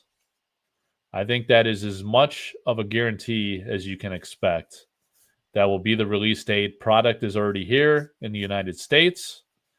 So that should not be an issue. There's no reason to have a delay. Whose PAX right is opening? It was Rich Def for 10. Dude, 10 packs. You got one elite foil. Sorry, man. That's a tough pull right there. That's tough luck there. You got to come back and do it again. You know what? $300 for 10 packs? It's not bad. It's nearly a third of the box. The price might be too low. I don't know. Did you guys answer my question? It's basically a market price for the breaks. Tenderloin. Yeah, 12.5. All right, Ricardo for 5. And then we're going to finish up with Astral. So we should have 5 and 5. We got 10 packs left in this box. Over 40 people for most of the show. Thank you guys very much for tuning in. That's really awesome. I think it's a great sign that we probably have some new faces. Let me know in the chat if you're like pretty new to Sorcery. 1, 2, 3, 4, 5. Who's the Hispanic hobo? Are you like? I shouldn't make any assumptions. Who's the Hispanic? Oh, new. We got a new guy. How did you? And then let me know if you're new, and let me know how you discovered the Collector Art House YouTube channel, so that I could repeat good habits instead of bad ones. Maybe to grow the channel, help grow interest in the game, in the art aspect, in the history of the game. I'm kind of the historian of the game. Those are my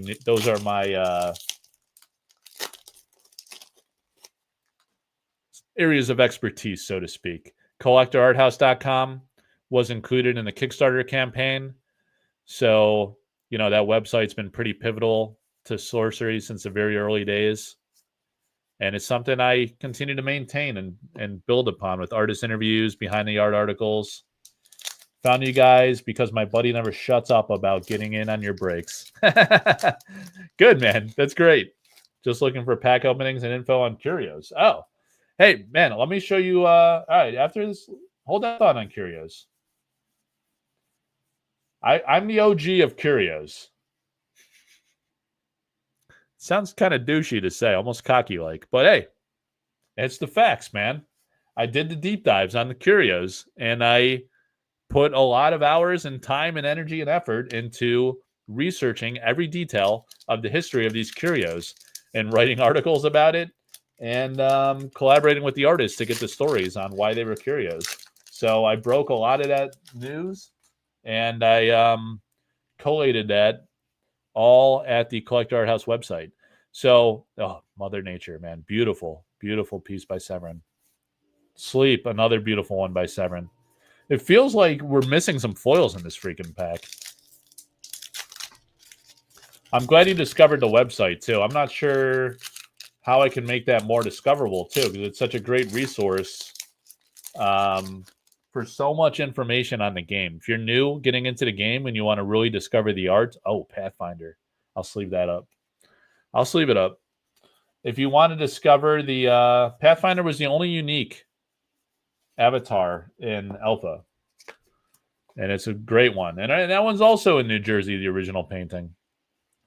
Bought that from Drew Tucker. Same guy that owns the Nimbus Gym. Owns that.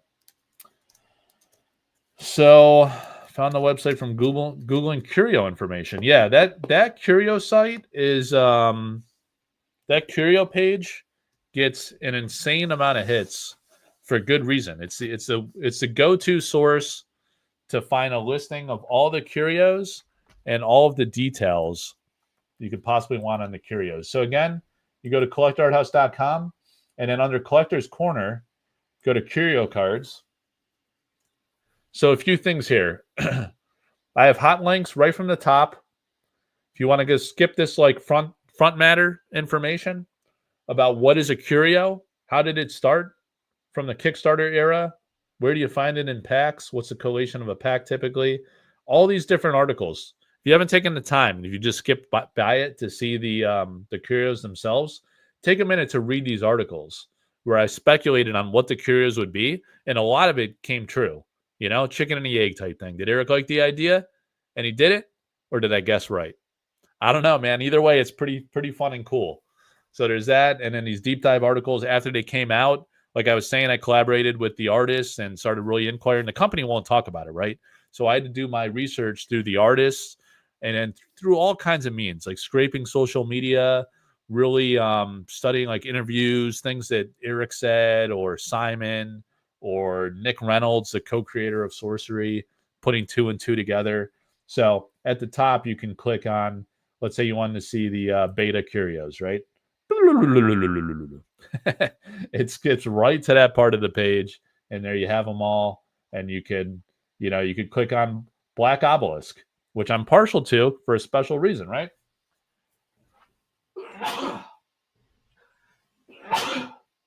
I'm going to sneeze on these dragons here, not on any cards. Sorry. The Black Obelisk has the term omnipotence here in the lower left corner. So it's a historical card that includes many of the early development characteristics described in the following Collector Art House article.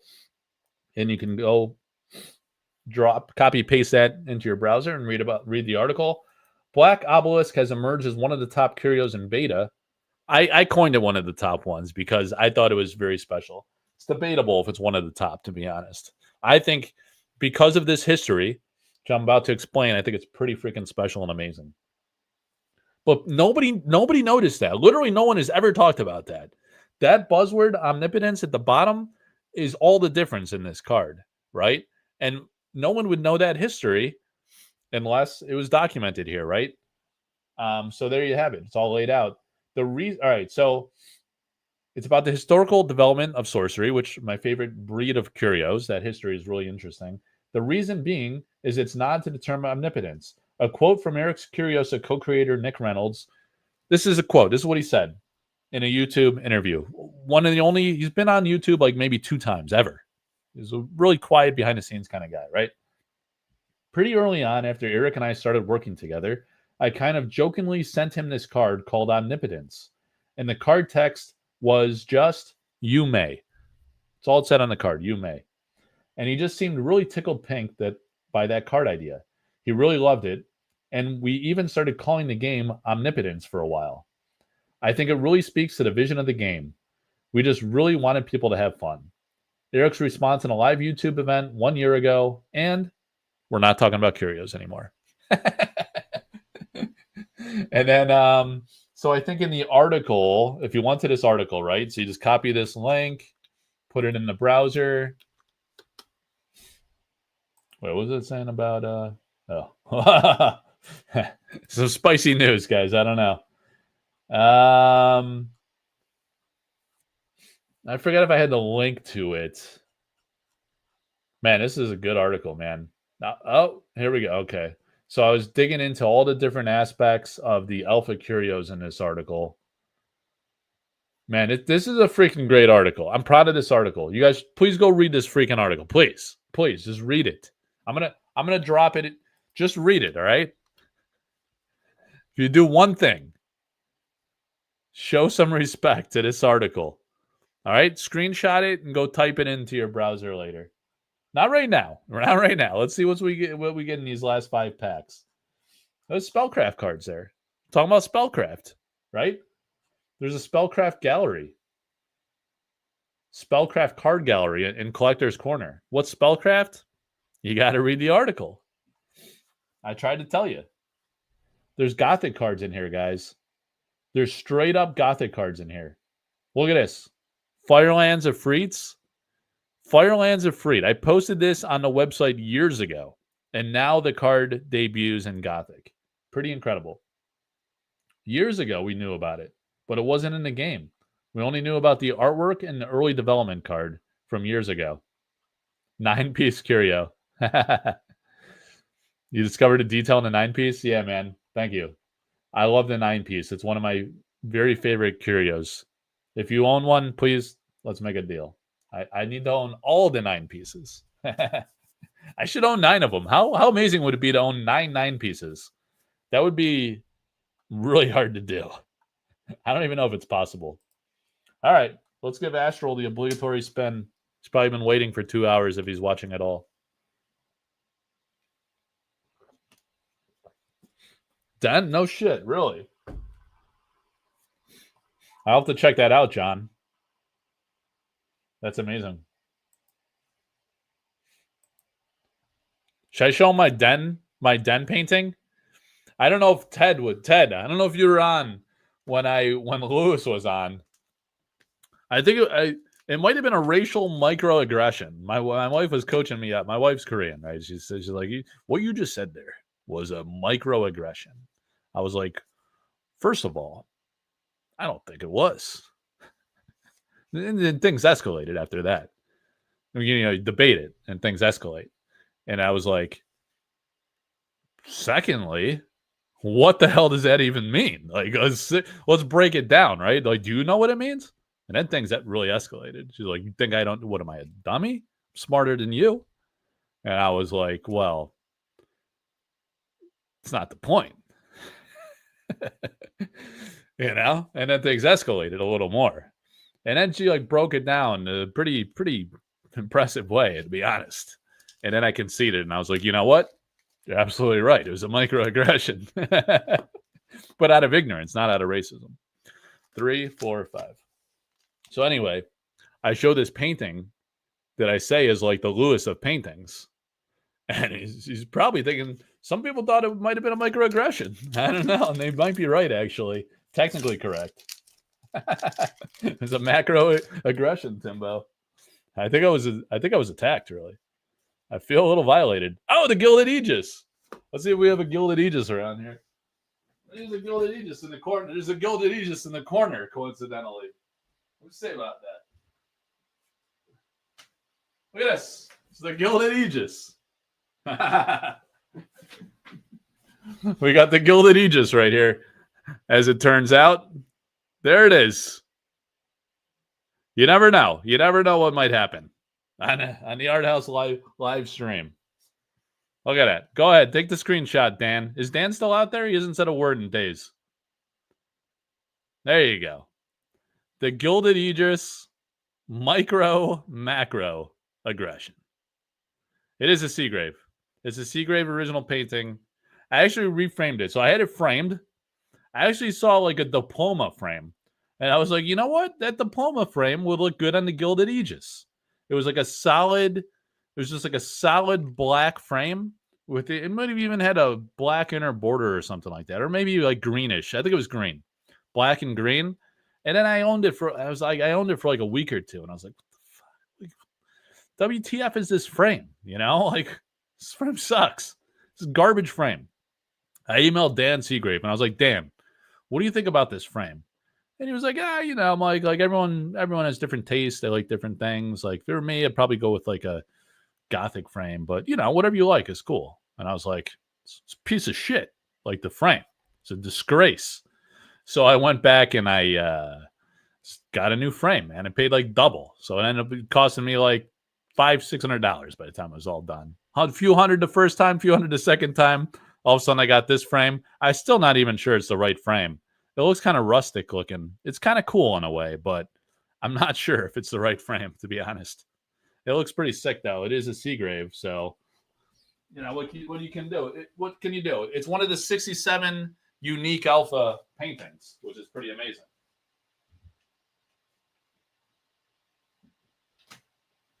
All right.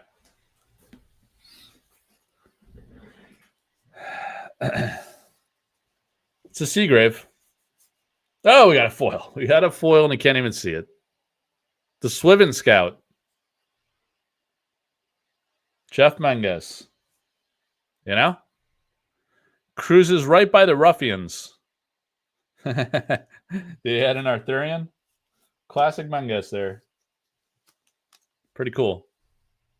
I forgot all about this card. It has movement +1, enemy avatars with Swivin Scout's range of motion play with their hands revealed. Oh, damn. That's actually a pretty sick card. They got to play with their hands revealed. That's wild. Who's blowing up my DMs? You like the gallery frames, the thin black plain frames? Yeah. Yeah, it's an annoying card. You just got to expose your whole hand. I find that exactly 3 microaggressions equals a common aggression. There you go. I'll try to use that logic in the next one. You'll probably get pissed and think I'm getting sassy. Oh, the great old one. It's a great old card right there. Ooh. Remember when I auctioned the Autumn Unicorn? Why didn't you guys buy that one? It sold too cheap. I think like $3,500, maybe $4,000, $4,500, something like that. You guys should have bought it. It's a Severin. Could have owned a Severin original painting. I think I actually sold it framed as well. It might have been sold framed. I probably should have just bought it. I think I asked my daughter. I was like, you like this unicorn? She's like, it's not a bad unicorn. It's like, oh, not bad? All right, forget about it. Get out of here, then. Dark Depths. Severin Pinot is a great artist. Truer words have never been spoken. She is absolutely godly. And Ted, were you on earlier when I showed this Severin artist proof? It's up for auction this weekend. Ring of Morgan. She used the shimmery gold. Yeah, she used a little bit of that shimmery gold on the hoof. The hoof. Ah, man. Beautiful. And it comes with a sketch, too. So it's nice collection piece. And also a print. Not with this magnetic frame. You guys can buy your own magnetic frame. I'll just send you the print signed by Severin here. And it's number 10. It's a beautiful AP of the incredible, iconic Ring of Morgan. Noble likes it. All right. Ooh, Assorted Animals. They held out on that one. Remember? We didn't know about the Assorted Animals until Alpha came out. And we're like, damn, Vasily is the GOAT. No pun intended, by the way. Dan's still up in here? I thought you blacked out days ago, Dan. She does great cats. She does amazing cats. I think you guys want to see the cats? I got the cats. I think they're up on the shelf over there. Let me check out. I'll check it out after we're done breaking here. Oh, it's the Blood Ravens. I sold this painting 2 times, I think. Twice. Sold and resold. Pretty good deal on that one, too. I think it was around $3,000, as I recall. Which is like really good price in Sorcery. I'm actually freaking shocked that Shackled Demon is not over $3,000 yet. Shocked. Maybe people are waiting until the end Sunday night. Anything could happen in the closing moments. But like I say, it might never leave this room. If things go my way. You guys don't buy it? I'll buy it. That one I want. I wanted. Then again, I also wanted the Day of Judgment. Then you guys went buck wild at the end. You just grabbed it. Devil's Egg twice. 2 of them in this box. Neither in foil. All right, so we hit a bunch of elite foils. Once we started stacking elites, I figured there might not be a unique foil in this box. So it was like a decent average box, nothing too crazy. Even the non-foils, we did hit the ruler. So that was pretty nice. All right, Astral. So for those of you guys that were in the break today, send me a DM. Let me know if you want me to ship you the cards or if you want me to hold them for you if you think you might be active in future breaks. I often consolidate shipping for people. Can you show the shackled demon up close? Yeah. I'll show you the demon and you guys want to see the cats? Where's the cats?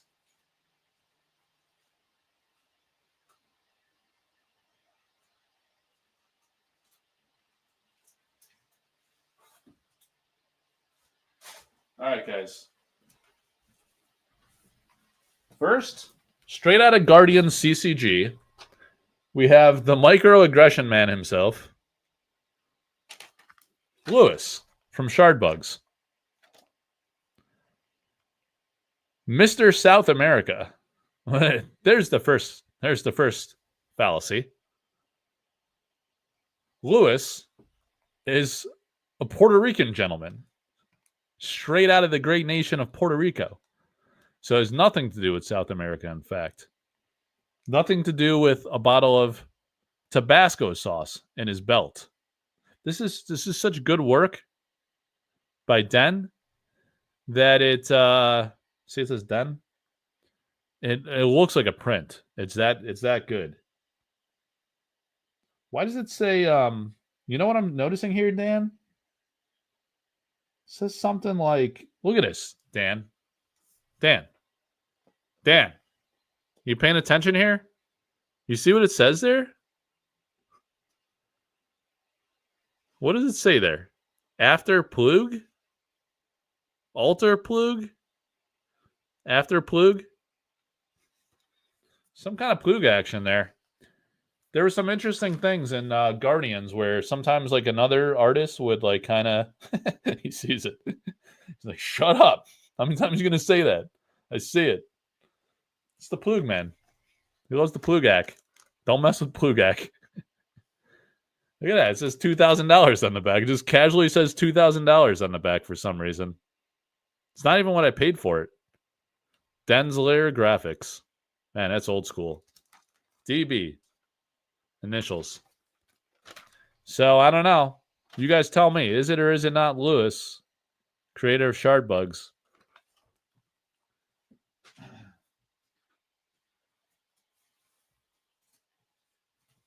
Look at this guy. Look at this guy right here. So, from the welcome kit, we got the kitty. We got the cat. In fact, I'm actually going to go visit a store tomorrow. Maybe I'll bring these paintings and show him. I don't know. Might show him the cat. Because he has a couple welcome kits.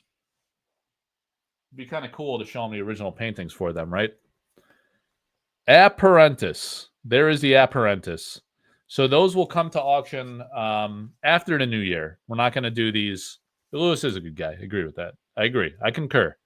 So there you go. Screenshot it, Dan. Go ahead. There it is. There's a lot of paintings around me right now. There's paintings everywhere. It's unbelievable. I didn't know if I'd be able to even like buy many of the cards at the Kickstarter. Now there's a room full of paintings. All right.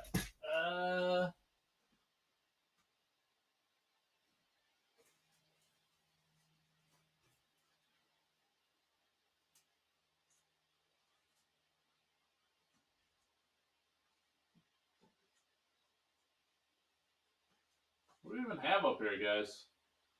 Oh, yeah.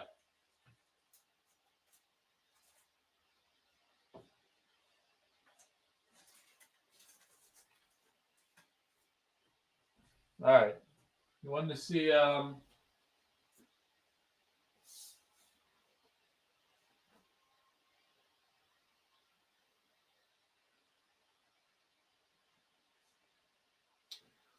I don't know if I'm going to be able to get this. It's so massive.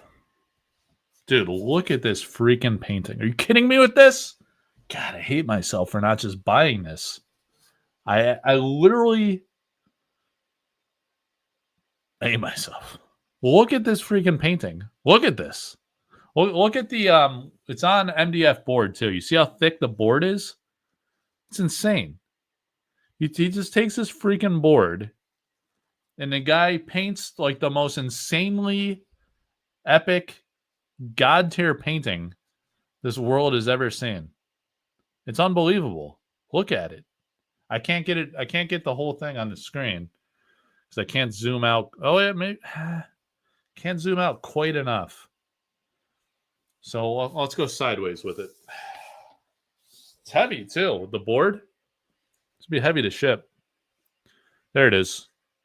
So it's a lot of glare because of my overhead lighting, but you see he's got his signature down there in the lower left, and that is the incredible.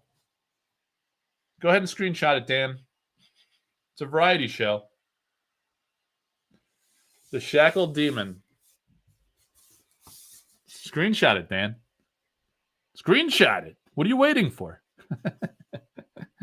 It's an amazing piece. I absolutely love this one. I don't want to let it go. Owl mouse? What are you guys even talking about right now? Oh, the owl? The owl that was on it? Mitch got it. All right. Mitchum got it.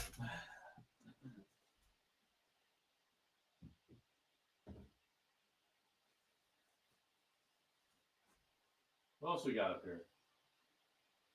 Seems to be a box of some kind.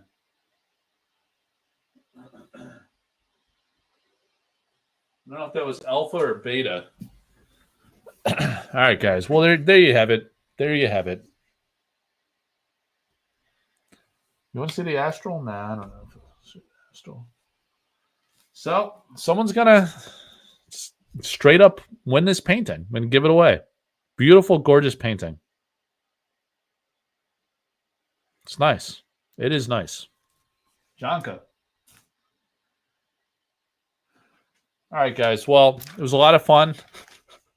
Lewis, I always appreciate you stopping by. Busy guy. You never know when he might pop in.